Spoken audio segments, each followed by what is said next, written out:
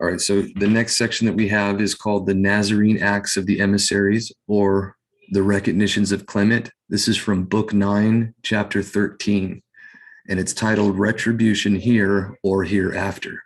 It says, but someone will say, many have committed even murder and adultery and other crimes and have suffered no evil. And we see some Psalms that talk about this as well, where he sees men doing evil and not having any punishment, not suffering the same afflictions that the righteous do, or those that desire to walk correctly. And it was something that almost caused him to stumble. He couldn't quite get it until he was shown their end, which is what is pointed out right here as well. It says, this indeed is rare among men, except that it may often be for those who know not the counsel of El.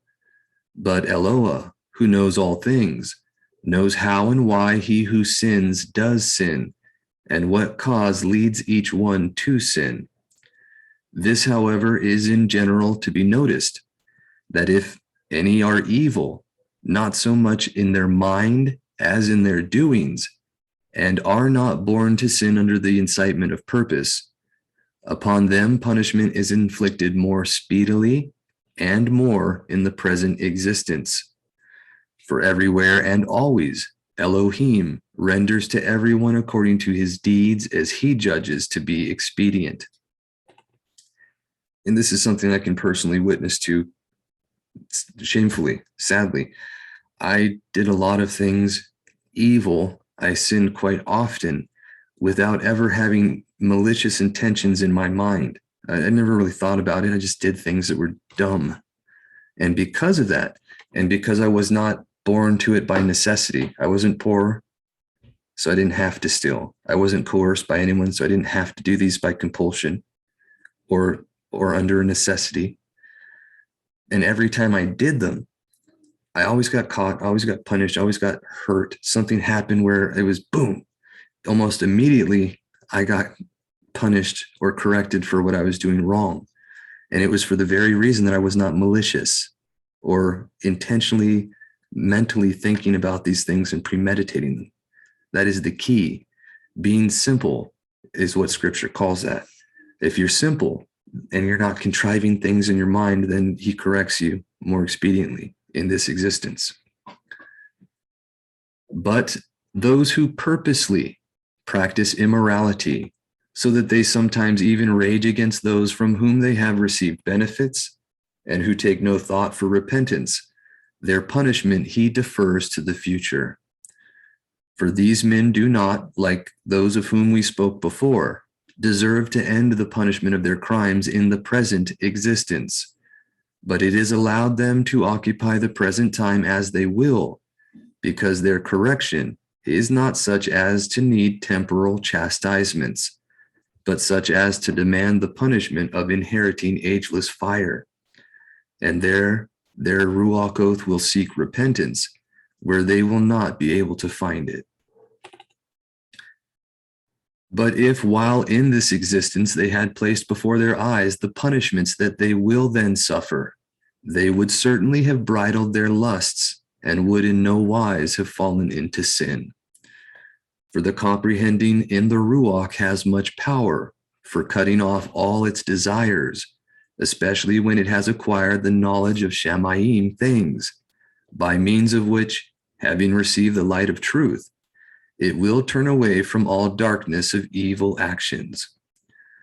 For as the sun obscures and conceals all the stars by the brightness of his shining, so also the mind, by the light of knowledge, renders all the lusts of the inner being ineffective and inactive, sending out upon them the thought of the judgment to come as its rays, so that they can no longer appear in the inner being.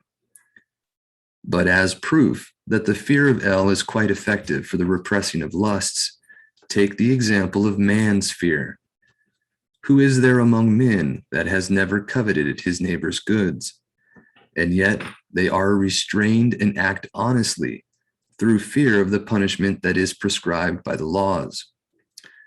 Through fear, tribes are subject to their sovereigns and armies obey with arms in their hands.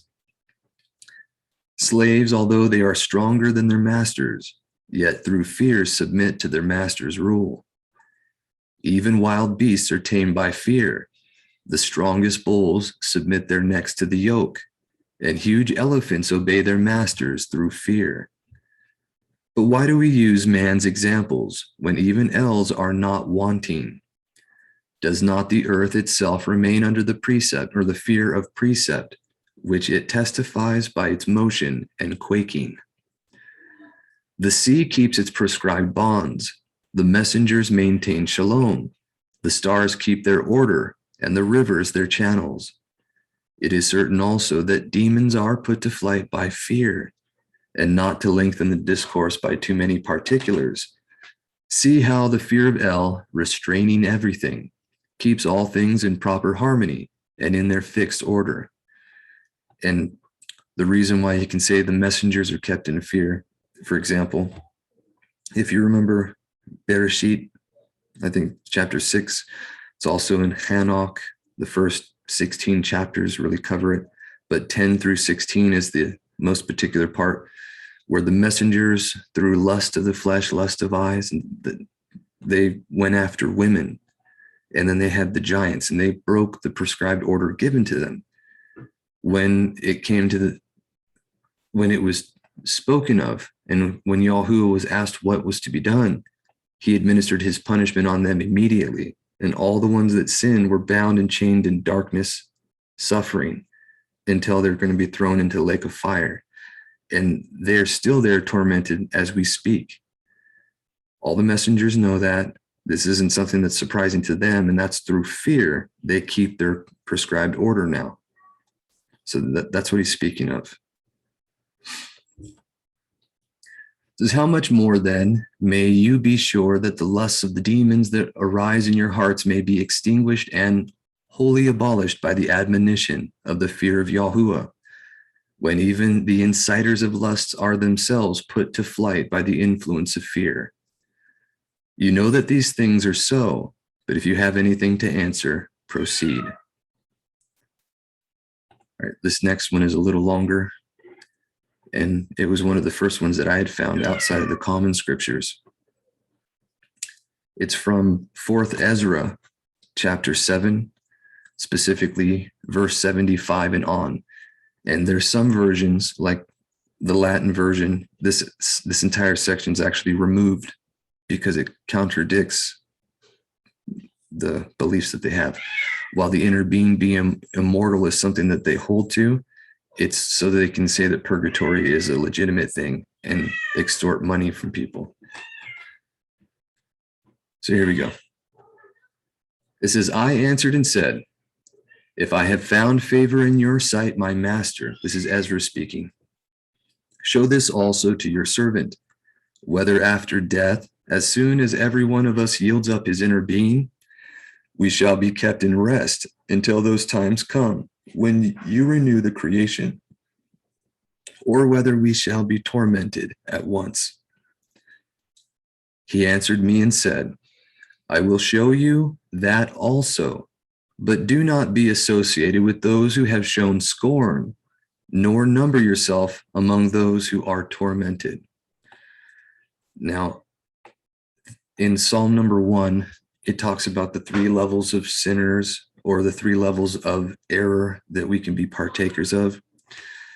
It says, prosperous is the man who shall not walk in the path of the wicked, stand in the place of sinners, or sit in the seat of the scoffers, or as the Septuagint puts it, the pestilential. Irenaeus, in his Against Heresies, we'll see this later, but he quotes this very section and he explains and expounds on it, that those that walk with the wicked are those that do not know the Torah of Elohim and walk in evil. Those that stand in the place of sinners are the ones who know the Torah but do not walk in it. And then the scoffers or the pestilential are those who are sitting in the seat of teaching, where they not only hold to error, but like a pestilent individual, they infect others with their error and cause them to die. So whenever they talk about the scorner or the scoffer, it's that last class, what we call like Simon the magician or others who went about spreading error intentionally. It says, for you have a treasure of works laid up with the Most High Yahuwah, but it will not be shown you or to you until the last time. Now concerning death, the teaching is, when the decisive decree has gone forth from the Most High Yahuwah that a man shall die, as the Ruach leaves the body to return again to him who gave it, first of all, it adores the splendor of the Most High Yahuwah. And right here, a lot of the older writings, they mix up when they say Ruach or spirit with the word for soul or nefesh, but in reality, they're two distinct parts. The Ruach is supplied. Everyone has their own inner being.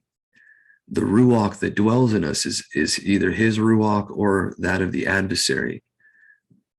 So you either have demons inhabiting you or the set-apart Ruach of our Maker. This is what's explained throughout the scriptures by the two ways of life or death, or the two paths, the way of light and the way of darkness. It says, as the Ruach or the inner being leaves the body to return again to him who gave it, first of all, it adores the splendor of the Most High Yahuwah. If it is one of those who have shown scorn and have not kept the way of the Most High Yahuwah, and who have despised his Torah, and who have hated those who fear Yahuwah, such Ruach oath shall not enter into habitations, but shall immediately wander about in torments, ever grieving and sad in 7 ways. The first way, because they have scorned the Torah of the Most High. The second way, because they cannot now make a Tob repentance that they may exist or live. The third way, that they shall see the reward laid up for those who have trusted the covenants of the Most High Yahuwah. The fourth way, they shall consider the torment laid up for themselves in the last Yom. The fifth way, they shall see the habitations of the others are guarded by messengers in profound quiet. The sixth way, they shall see how some of them will pass over into torments, meaning that some will have more torments than others. Everyone gets according to what they deserve. Someone who's ignorantly sinning and only petty in what they do will not suffer as much as like a Stalin or a Hitler or someone who's tortured individuals for their whole life, right? This is the point. Everyone gets according to their own particular habits, whether evil or Tob. Just like Shaul mentions that every star is of its own esteem. There's one esteem for the sun and the moon, one for other stars. Everyone has its own esteem. In the exact same fashion, when the righteous are rewarded, everyone will get according to what they deserve. That's explained right here. It's explained by Shaul in the common scriptures, and it's also given in detail to Hermas in the Shepherd of Hermas, in particular with the vision or the parable that he saw with Michael and the willow tree, where he took off the branches from the willow, and it represented the law that was given to each individual. And then depending on how they kept it, it was either flourishing and bearing fruit. It was the same as it was when they got it, or it was in a sorry state, clefts, disease, death, something wrong with it. So all of that had to do with how they were treating the law that they were given, and then whether they were trustworthy to it. Those that had fruitful burrows and more fruit were those that kept the law and suffered for his name's sake, which will also be the ones that are on the right hand as opposed to on the left hand in his reign.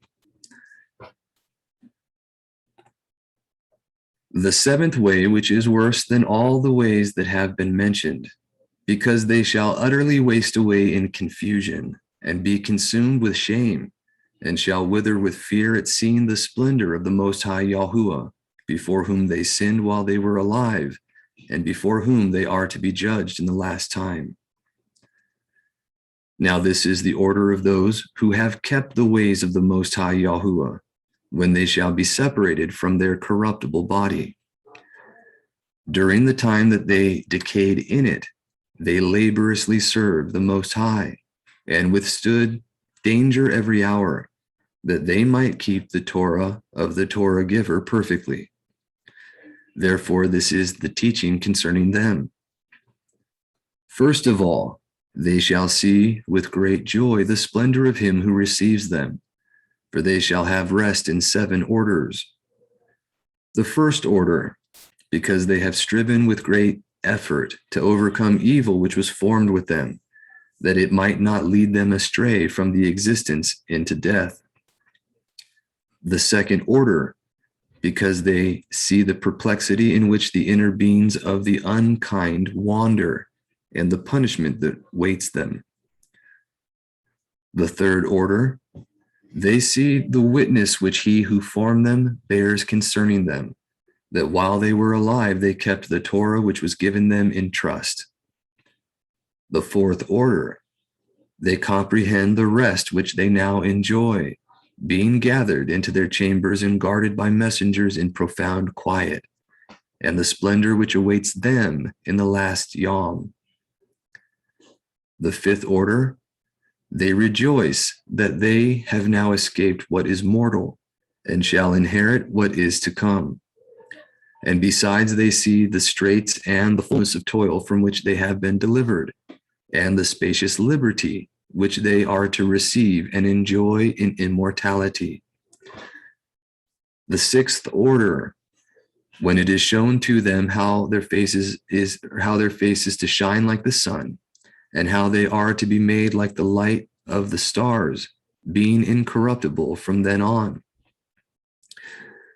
The seventh order, which is greater than all that have been mentioned, because they shall rejoice with boldness, and shall be confident without confusion, and shall be glad without fear, for they hasten to behold the face of him whom they served in existence, and from whom they are to receive their reward when magnified. This is the order of the inner beings of the righteous, as henceforth is announced, and as aforesaid are the ways of torment which those who would not give heed shall suffer hereafter. I answered and said, will time therefore be given to the inner beings after they have been separated from the bodies, to see what you have described to me? He said to me, they shall have freedom for 7 Yamim, so that during these 7 Yamim, or days, they may see the things of which you have been told, and afterward they shall be gathered in their habitations.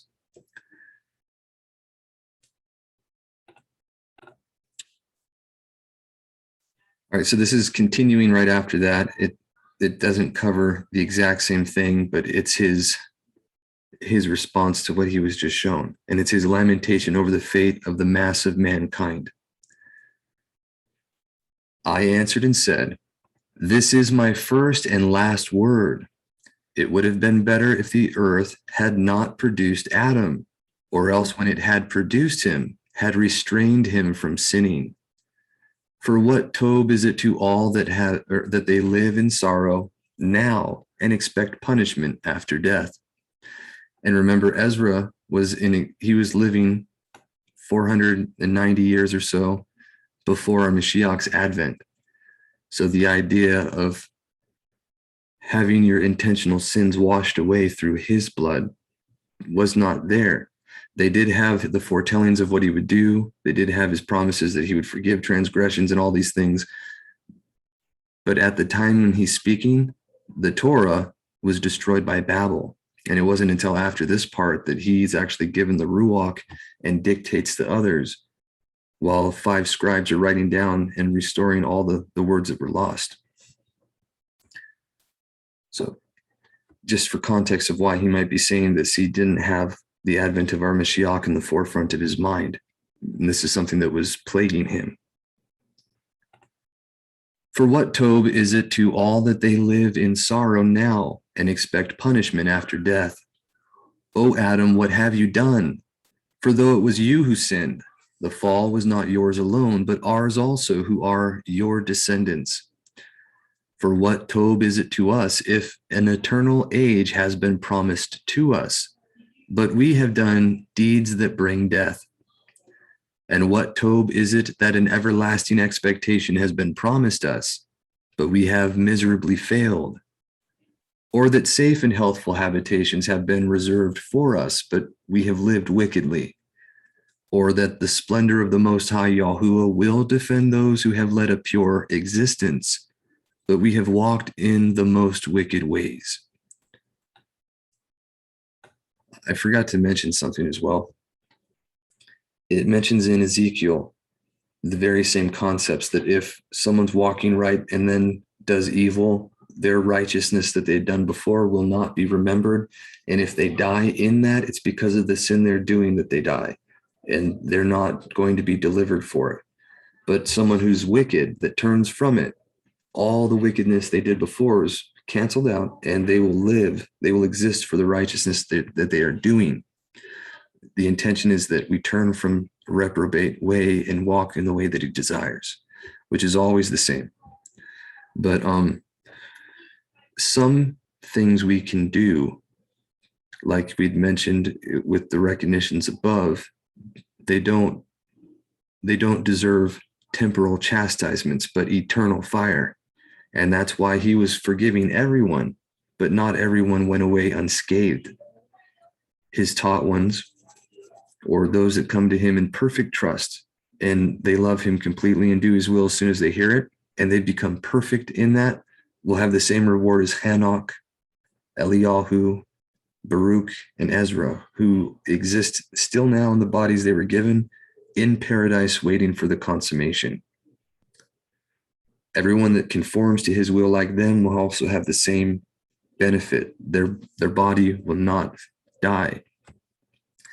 Those that have lived wickedly, that have done things that deserve death, and then come to him, they suffer in this existence to purify them for the eternity. And this is why you had the countless amounts of martyrs from all the believers that turned to him in truth, as well as his emissaries. All of them denied him after being given the truth, and they came back. They were all accepted, but all of them, they died as witness to him.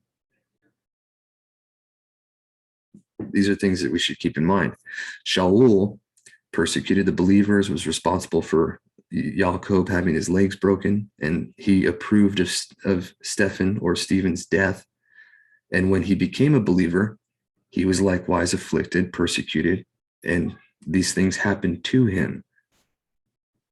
But he was still accepted. That's the whole point. This is why our Mashiach tells us, before you go to build the tower, count the cost and make sure you have enough to finish. All right. But let's continue.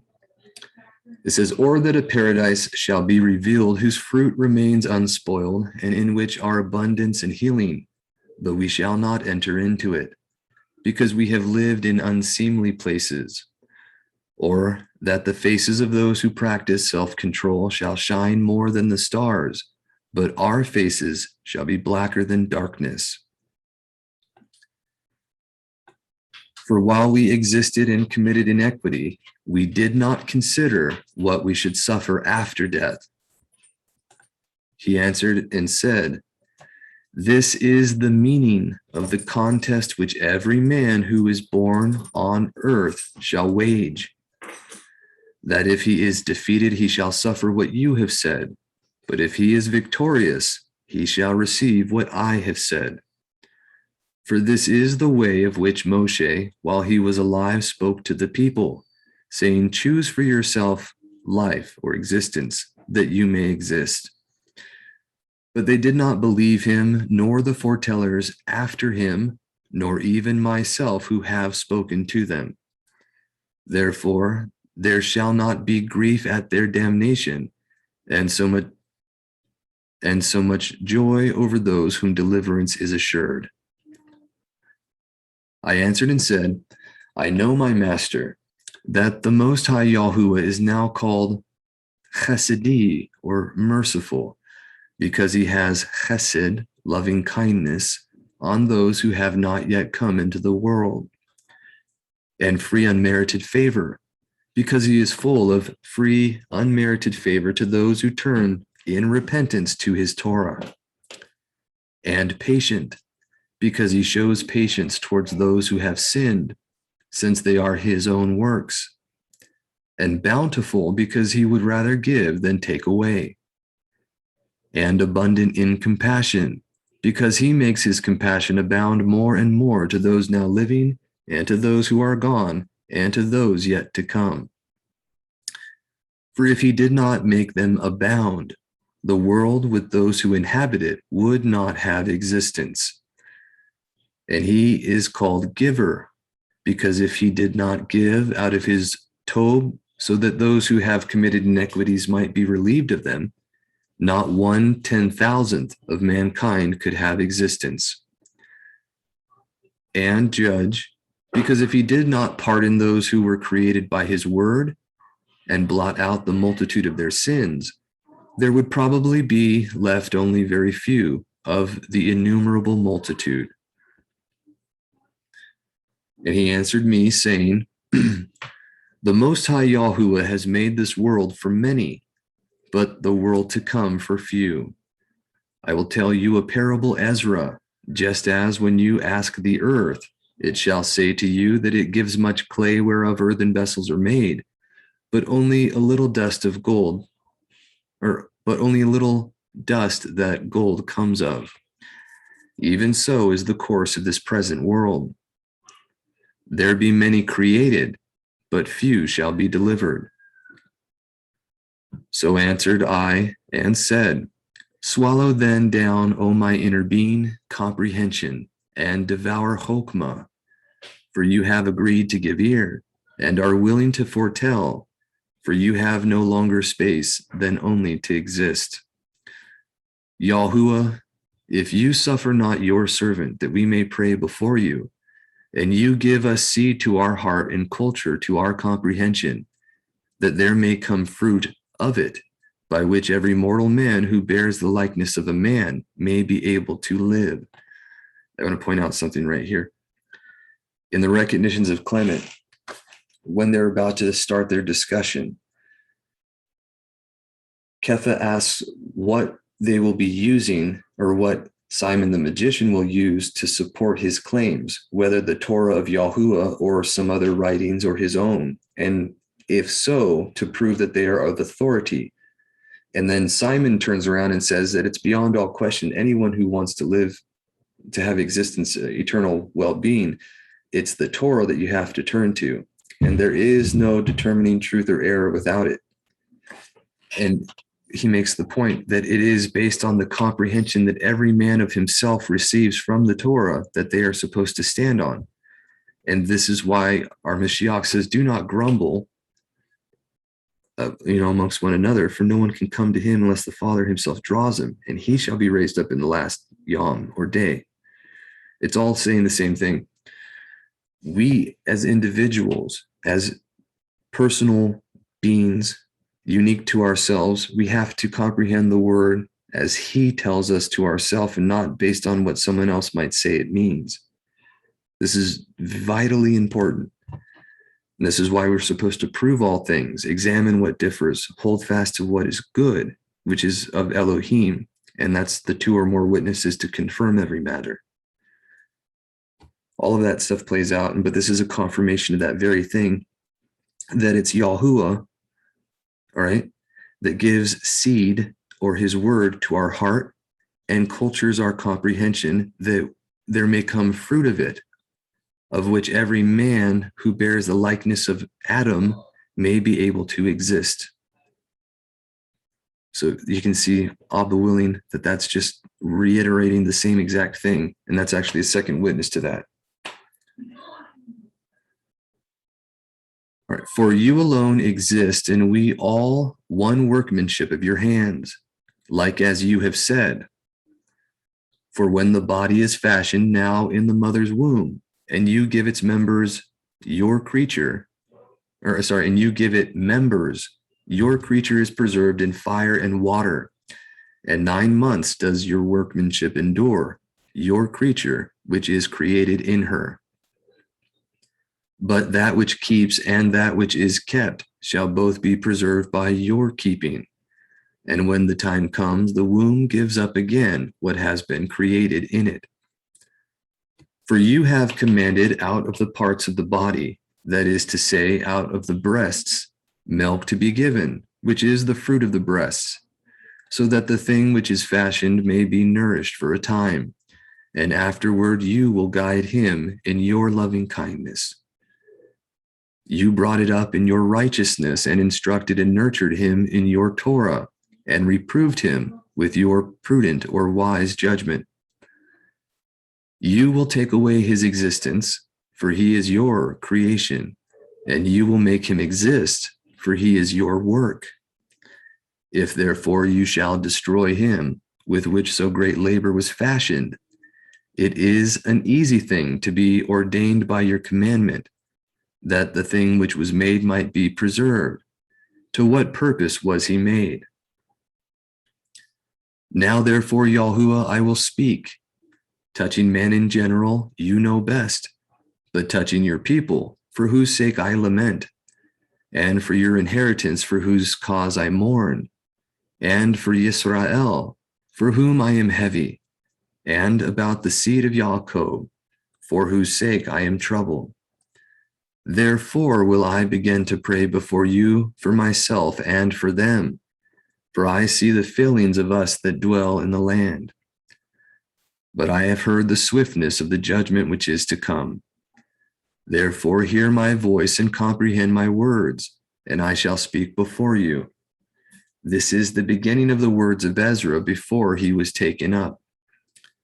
And I said, Yahuwah, you that dwell in eternity, whose eyes are exalted and whose upper chambers are in the air, which beholds from above the things in Shamayim and in the air, whose throne is beyond measure and whose splendor is beyond comprehension, before whom the host of messengers stand with trembling, and at whose command they are changed to wind and fire, whose word is sure and whose utterances are certain, whose commandment is strong and whose ordinance is fearful, whose look dries up the depths and indignation makes the mountains to melt away, and whose truth is established forever.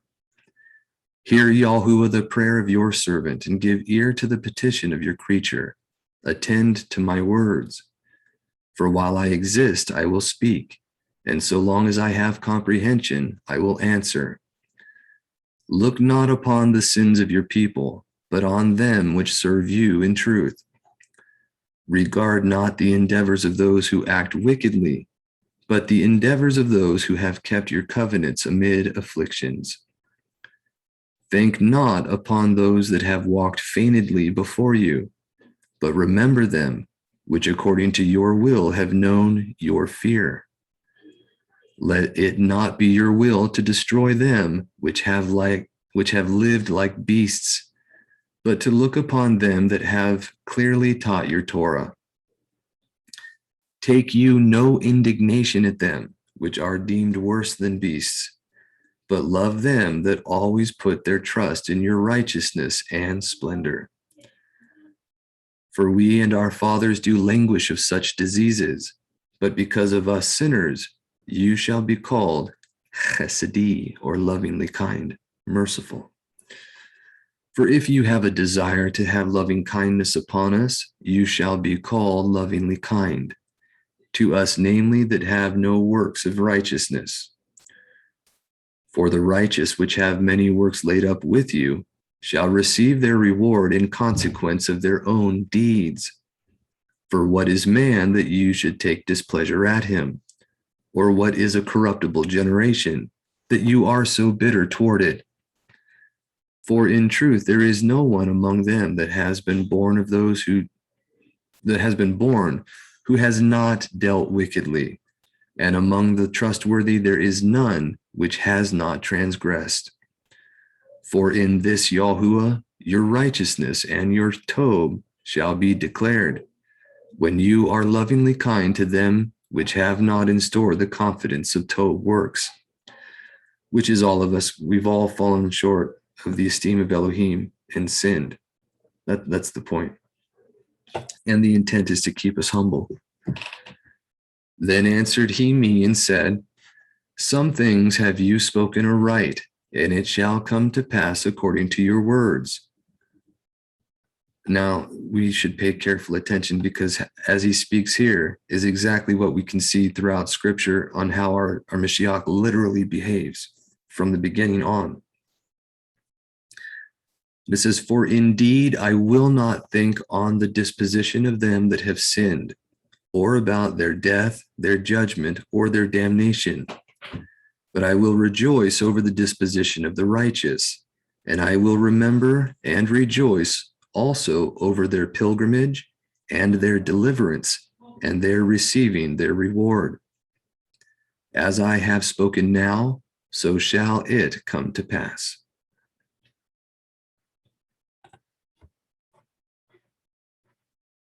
All right, this one's really short. We'll finish this one, and then if you have any questions, you can feel free to stop me, though. This part is from the book of Hanok, chapter 22, and it's on the gathering of the inner beings till the Yom, or day of judgment. And this would be one of the first times it was ever revealed to men.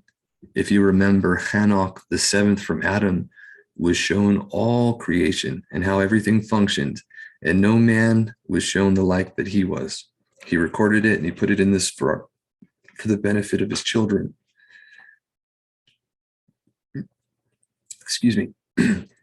It says, then I went to another place, and he showed me on the west side a great and high mountain of hard rock, and inside it 4 beautiful corners. It had a deep, wide, and smooth thing which was rolling over, the place was deep and dark to look at. At that moment, Raphael, one of the Kodesh Melachim, or one of the set-apart messengers who was with me, responded to me, and he said to me, these beautiful corners are here in order that the Ruach Oath, or the Ruach Oath of the inner beings of the dead, should assemble unto them. They are created so that the inner beings of the children of the people should gather here. They prepared these places in order to put them, i.e., the inner beings of the people, there until the Yom of their judgment, and the appointed time of the great judgment upon them. I saw the Ruach Oath of the children of the people who were dead, and their voices were reaching unto Shamayim until this very moment. I asked Raphael, the messenger who was with me, and said to him, this Ruach, the voice of which is reaching into Shamayim like this and is making suit, whose Ruach is it? And he answered me, saying, this is the Ruach which had left Abel, or Havel, whom Cain his brother had killed. It continues to sue him until all of Cain's seed is exterminated from the face of the earth, and his seed has disintegrated from among the seed of the people. So the blood of Habel crying out from the ground about what he did was mentioned in the common scriptures. What also you can see is they say, it's normally translated into the English, the life is in the blood. But if you look at the Hebrew there, that word is nephesh. It's not the word for chaim or the word for life, but the word for your inner being. And he says quite literally there in many other places, you don't drink the blood because the soul or the inner being is in the blood. And this is something they've confirmed with science. You can see this, but that's not important at the point. The point is the inner being was in the blood, and the blood, after the death of the body, the inner being was still crying out and petitioning for his judgment until the flood happened and all the seed of Cain was taken out of the earth. so that as he had done to his brother, denying him the ability to have seed and continuation, so it was done unto him, and he reaped what he sowed.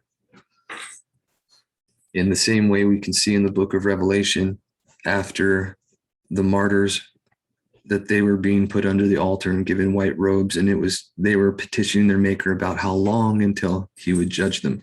And if you can recall, the first set of martyrs there was during the devastation of Vespasian going through, and then around 68 AD through 79 AD.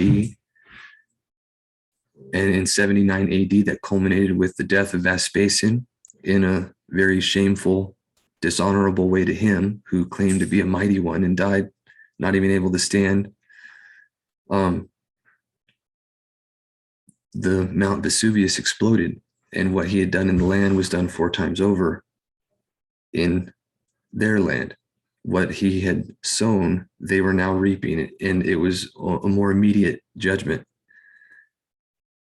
So you can see the same patterns, however.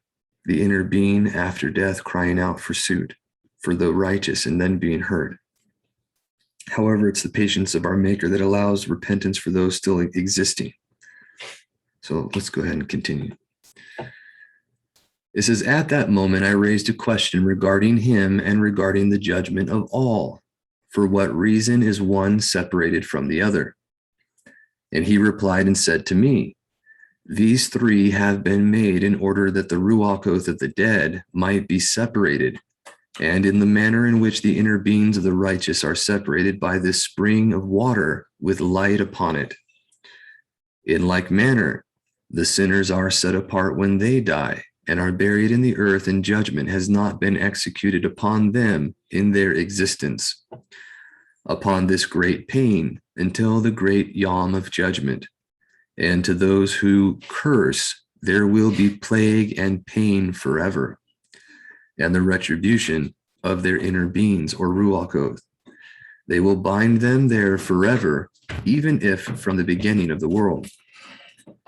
And in this manner is the separation made for the inner beings of those who make the suit, and those who disclose concerning destruction, as they were killed in the days, or yamim, of the sinners.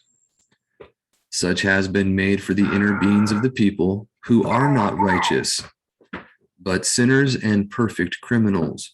They shall be together with other criminals who are like them, whose inner beings will not be killed on the yom of judgment, but will not rise from there. Meaning they won't come up from the grave, but their bodies will be restored to their inner beings, and they'll be tossed in the lake of fire. At that moment, I Barak Yahuwah of splendor, and I said, Baruch be my sovereign ruler, Yahuwah of righteousness, who rules forever.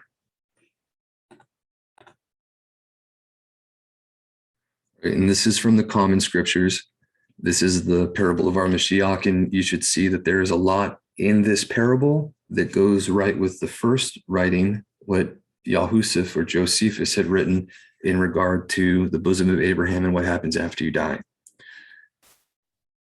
You'll also notice that what Yahusuf shared has a lot to do with what was in Hanok and Ezra, because both of those writings preceded him, as well as our Mashiach's parable. It says, there was a certain rich man who used to dress in purple and fine linen and lived luxuriously every yom. And there was a certain beggar named Eleazar, being covered with sores, who was placed at his gate, and longing to be fed with the crumbs which fell from the rich man's table. Indeed, even the dogs came and licked his sores. And it came to be that the beggar died and was carried by the messengers to the bosom of Abraham. And the rich man also died and was buried. And while suffering tortures in Sheol, having lifted up his eyes, he saw Abraham far away, and Eleazar in his bosom. And crying out, he said, Father Abraham, have compassion on me, and send Eleazar to dip the tip of his finger in water and cool my tongue, for I am suffering in this flame.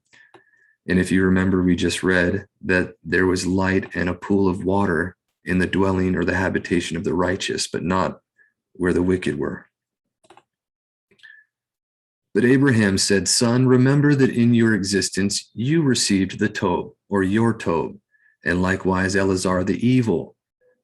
But now he is comforted, and you are suffering.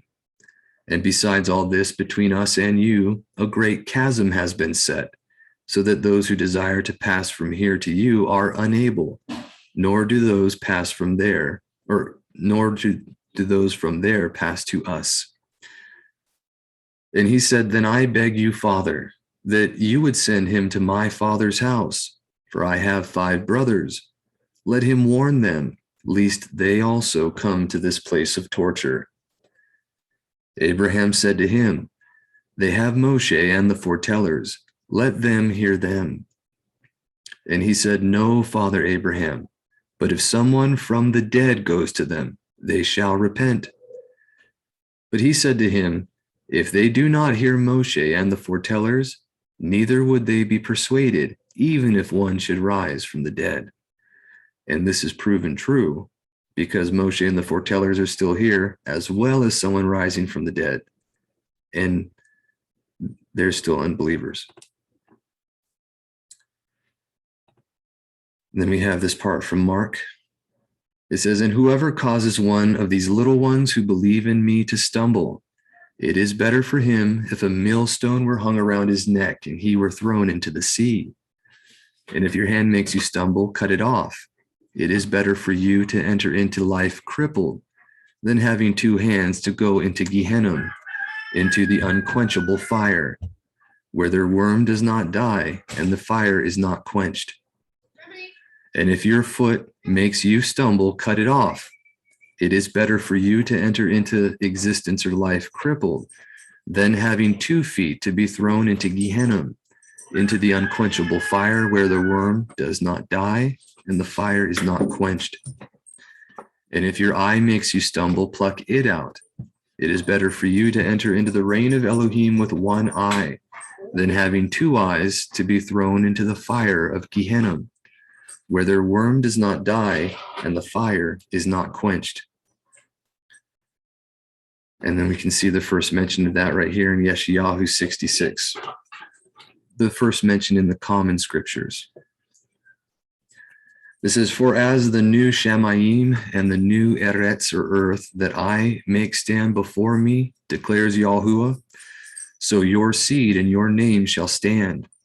And it shall be that from new month to new month, and from Shabbat to Shabbat, all flesh shall come to worship before me, declares Yahuwah.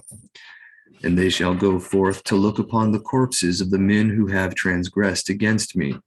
For their worm shall not die, and their fire not be quenched, and they shall be repulsive to all flesh. And this is specifically speaking of the millennial reign. This is not the forever after. This is still where there's a remembrance of the wicked, and we can see their torment. But after Satan was released again, and he causes the world to turn away from our Maker, and they all, from the breath of the earth, come up against him in the land, then fire comes down to consume. We get the renewed Shamayim, the renewed Eretz, in which there's no more suffering, no sorrow, no remembrance of evil. So we have to keep in mind there's differences there. Oh, I had mentioned that right there, but we'll move on.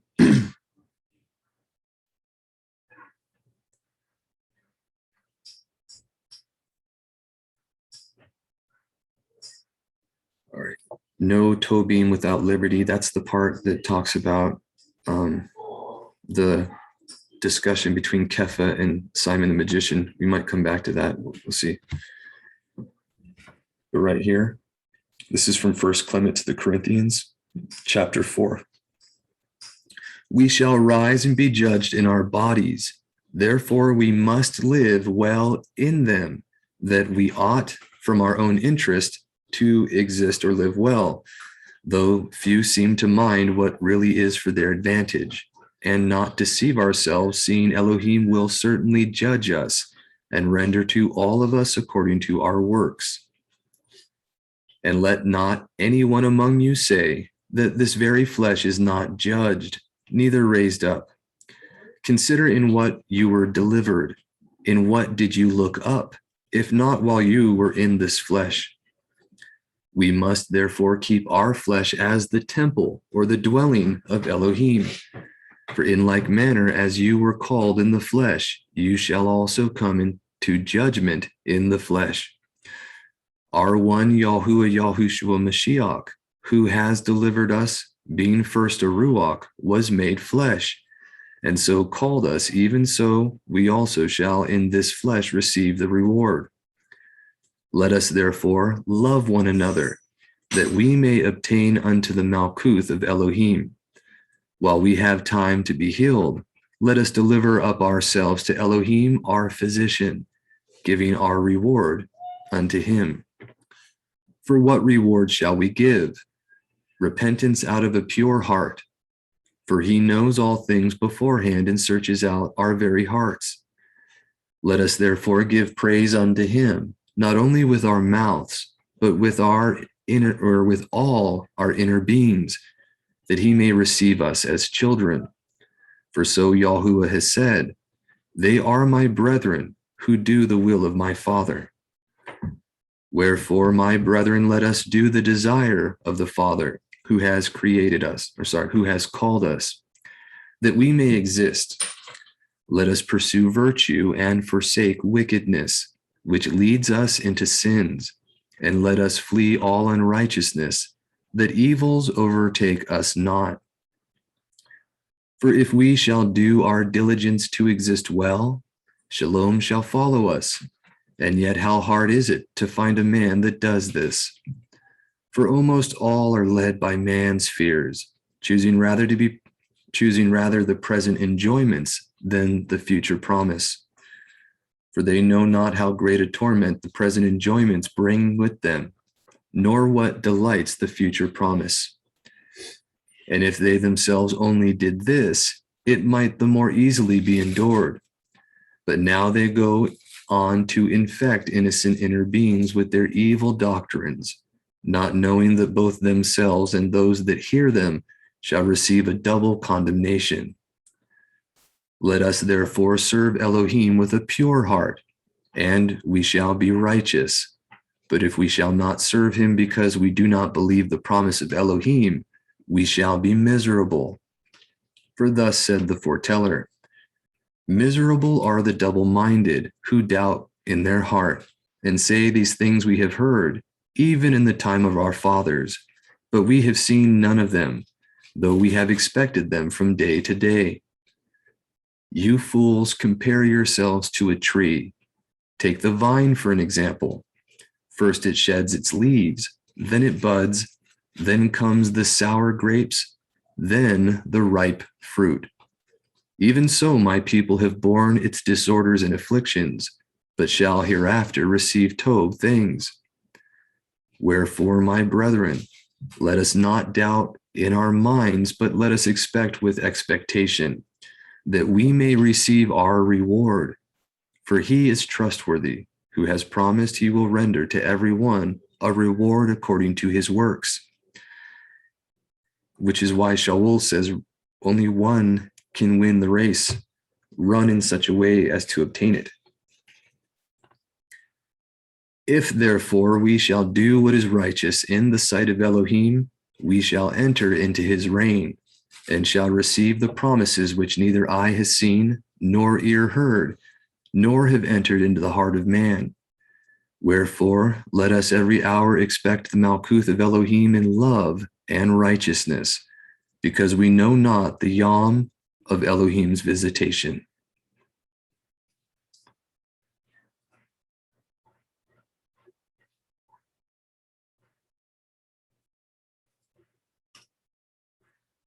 All right, I was mistaken. I thought there was one up here that I skipped. I thought it was the right one. But that one that we're about to look at, that's the one that, here we go. So this one's from the Recognitions of Clement, Book 1, and this is no goodness or Tobim without liberty.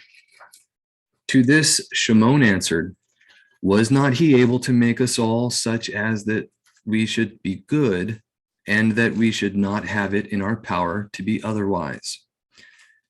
Kepha answered, this also is an absurd question. For if he had made us of an unchangeable nature and incapable of being moved away from Tob, we should not be really Tob, because we could not be aught else, and it would not be of our purpose that we were good, and what we did would not be ours, but of the necessity of our nature. Yet how can that be called Tob, which is not done of purpose? And on this account, the world required long periods, until the number of Ruach Oath that were predestined to fill it should be completed.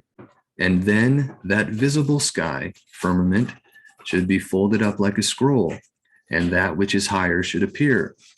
And the Ruach Oath of the Baruch being restored to their bodies should be ushered into light.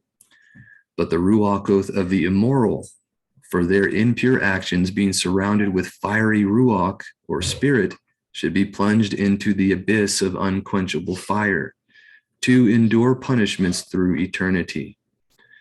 Now that these things are so, Yahushua has testified to us, concerning whom, if you desire to know that he is a foreteller, I will instruct you by innumerable declarations. For of those things that were spoken by him, even now everything that he said is being fulfilled. And those things that he spoke with respect to the future are believed to be about to be fulfilled. For belief is given to the future from those things that have already come to pass. Right, you read that one. This is the long one. So we'll pass that for a moment.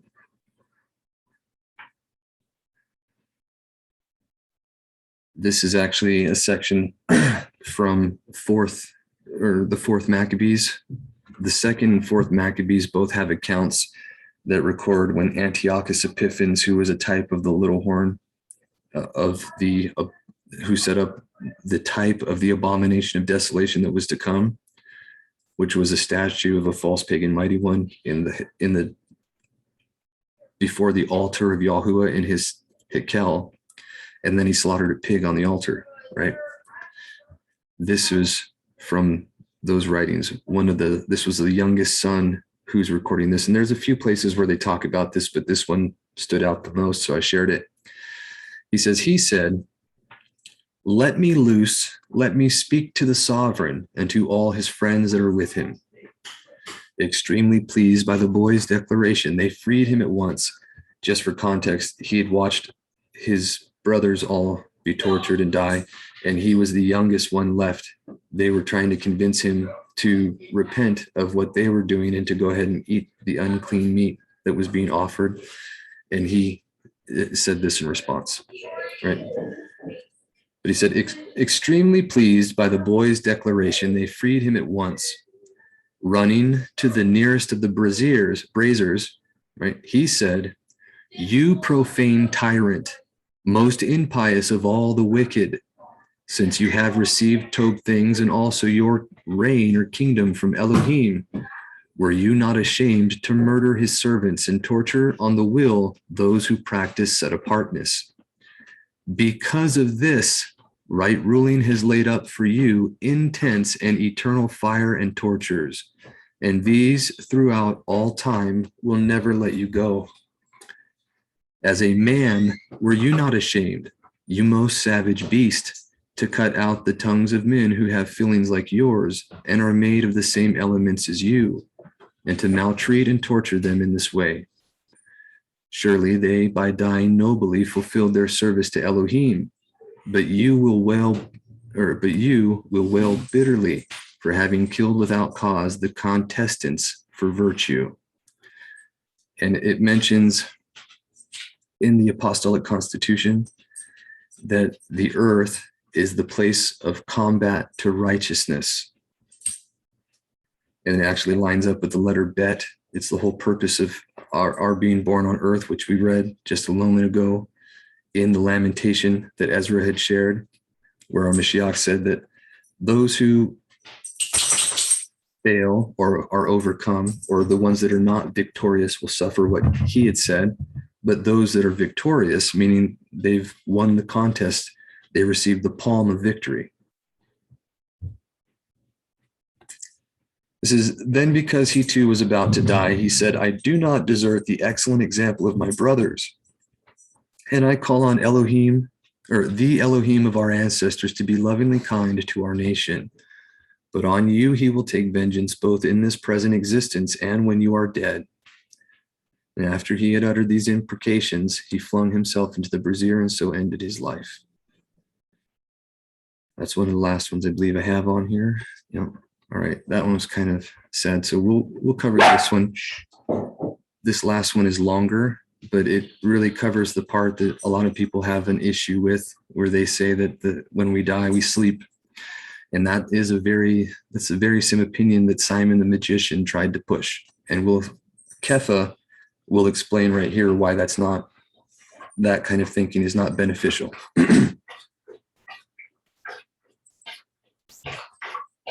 All right, excuse me. So this is from the Recognitions of Clement, which is also it's the preaching and teaching of Kepha. It's like the book of Acts for Kepha. This is from book 3, chapter 37. Yahuwah righteous as well as Tob. Then said Simon, or Shimon, which is Simon the magician, excuse me, said, inform us, therefore, what he who desires to know the truth must first learn. Then Kepha, before all things, it must be inquired what is possible for man to find out. For of necessity, the judgment of Yahuwah turns upon this. If a man was able to do Tob and did it not, and therefore men must inquire whether they have it in their power by seeking to find what is Tob,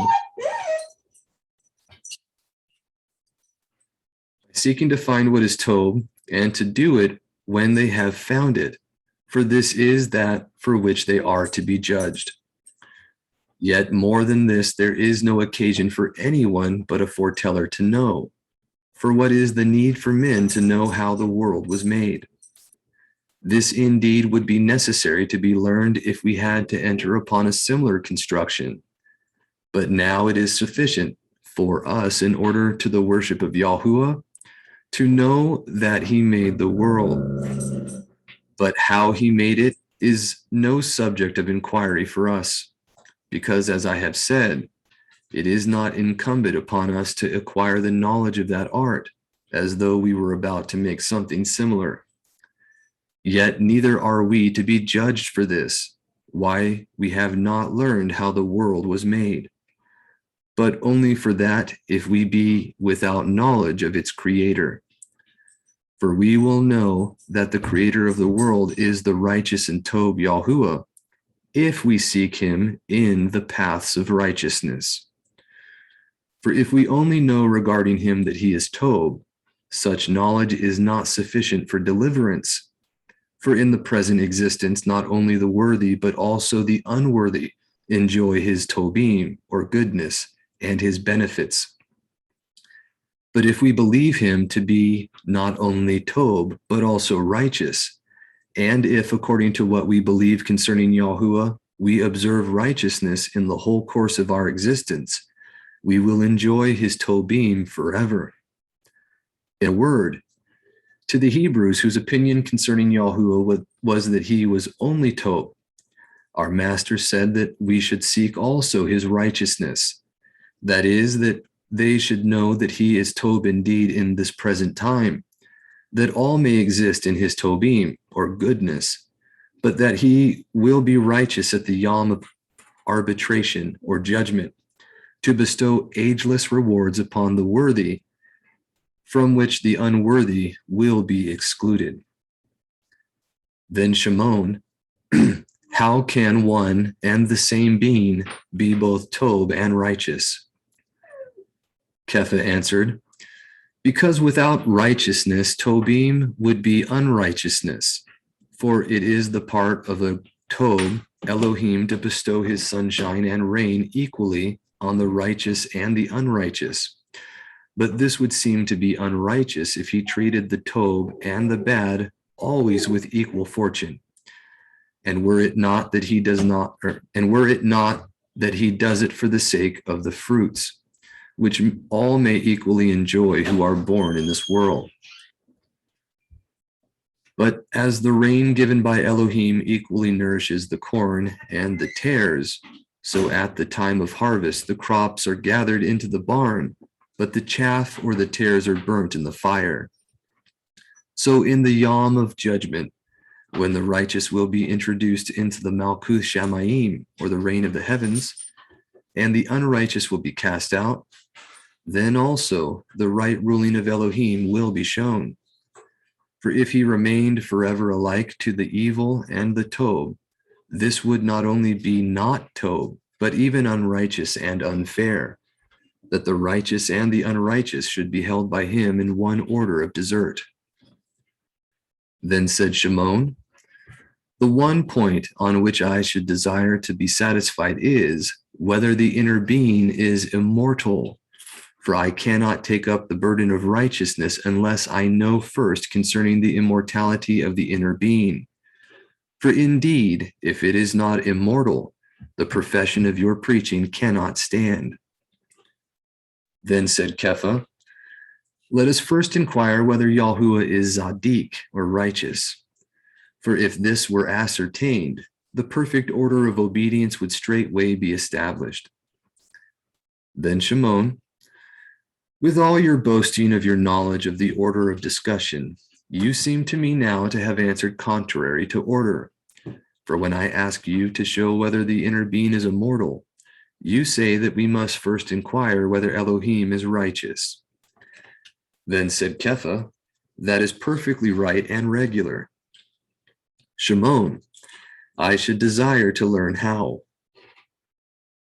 Hearken then, said Kepha. Some men who are blasphemers against Yahuwah and who spend their whole existence in unrighteousness and pleasure die in their own bed and obtain honorable burial, while others who worship Yahuwah and maintain their existence frugally with all honesty and sobriety die in deserted places for their observance of righteousness, so that they are not even thought worthy of burial. Where then is the right ruling of Yahuwah, if there be no immortal inner being to suffer punishment in the future for disobedient deeds, or enjoy the rewards for piety and righteousness? Then Shimon said, it is this indeed that makes me incredulous, because many well-doers perish miserably, and again, many evildoers finish long existence pleasantly. Then said Kepha, this very thing draws you into incredulity. This very thing that draws you into incredulity affords to us a certain conviction that there will be a judgment or arbitration. For since it is certain that Yahuwah is righteous, it is a necessary consequence that there is another world in which everyone receiving according to his deserts will prove the righteousness of Yahuwah. But if all men were now receiving according to their deserts, we should truly seem to be deceivers when we say that there is a judgment or arbitration to come.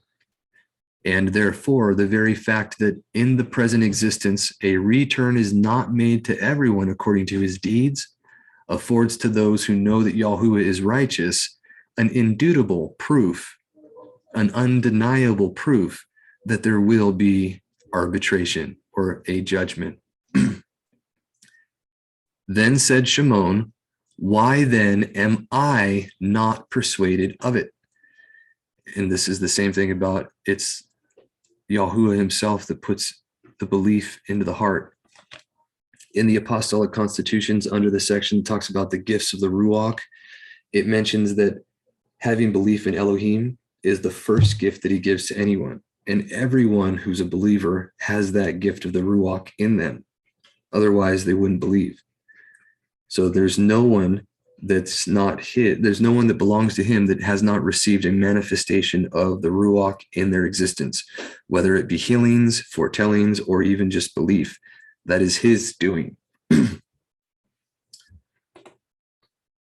Kepha, because you have not heard Yahushua saying, seek first his righteousness, and all these things will be added to you.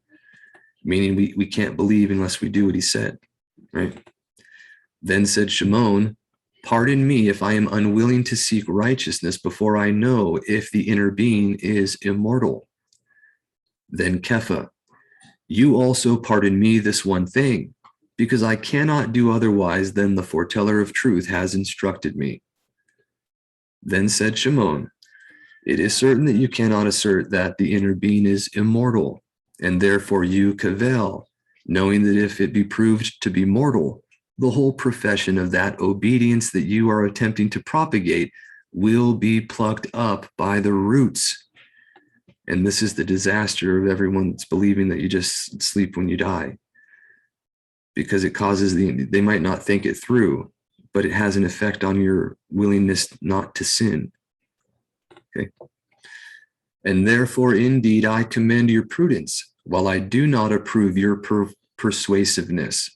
For you persuade many to embrace your obedience and to submit to the restraint of pleasure in expectation of future told things, to whom it occurs that they lose the enjoyment of things present and are deceived with expectations of things future.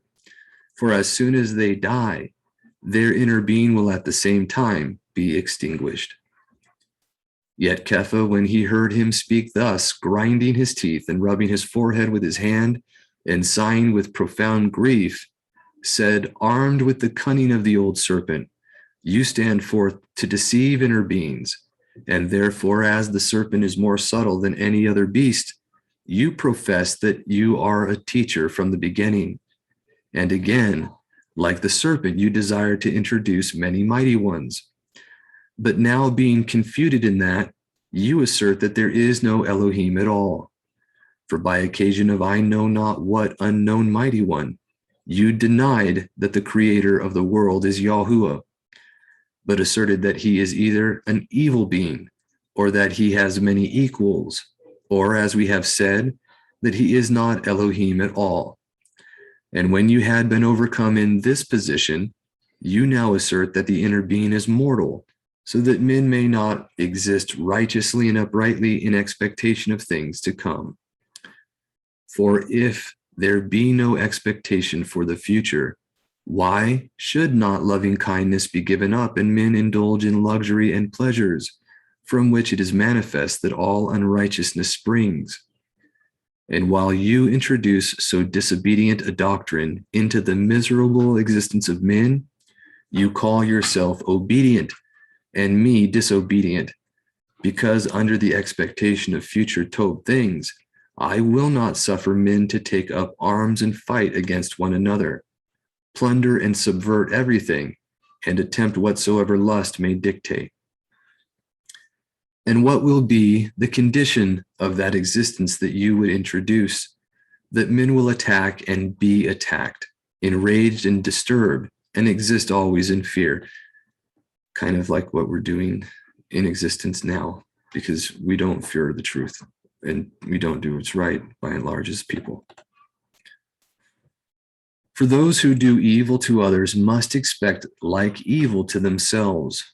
Do you see that you are a leader of disturbance and not of shalom, of inequity and not of equity? Yet I feigned anger, not because I could not prove that the inner being is immortal, but because I pity the inner beings that you are endeavoring to deceive. I will speak, therefore, but not as compelled by you, for I know how I should speak, and you will be the only one who wants not so much persuasion as admonition on this subject. But those who are really ignorant of this, I will instruct as is suitable. Right, and with that, I'm pretty sure that's the last one that I had on here. We did also, I mentioned there's places in the Psalms where Dawid talks about how he sees men living in ways that are not acceptable to our Maker, yet not suffering. And then he was confounded. It was almost a stumbling block until he saw, as we mentioned earlier, he saw the end that was in store for them. So you can even see this in the Psalms, and it's prevalent in other parts of Scripture. In the actual stories of events that happened in the original covenant, you can see it in a fleshly way, where he's trying to teach men righteousness. And that is in the instructions where they sin, certain sins cause death. And it's something that had to happen in order that their inner being be delivered. In that day, their body was given up to destruction. That's something that Shaul mentions in the renewed covenant writings as well. But thank you all for your time, and Abba willingness was beneficial to help us all with the fear or reverence of our Maker and what that's supposed to mean. Have a wonderful Shabbat, and we will see you next time in Shavua Tov. Wonderful week to you all.